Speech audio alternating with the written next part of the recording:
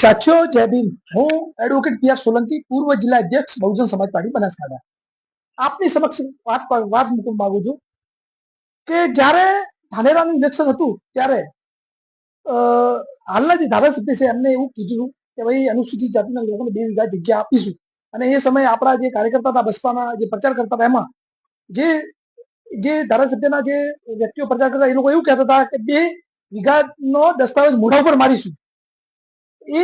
એ જે લોકો ક્યાં ખોવાઈ ગયા અને આ જગ્યા આપી છે કે નથી આપી એ જાહેર કરે અને ખાલી ખોટા લોકોને વાયદા કરી અને લોકોને ભરમાવી અને બહુજન સમાજ પાર્ટીનું જે વોટ છે એ બધું તોડવાની કોશિશ કરી અને આ લોકોએ એવા દલાલ ચમચાઓના કારણે બહુજન સમાજ પાર્ટીને નુકસાન થયું.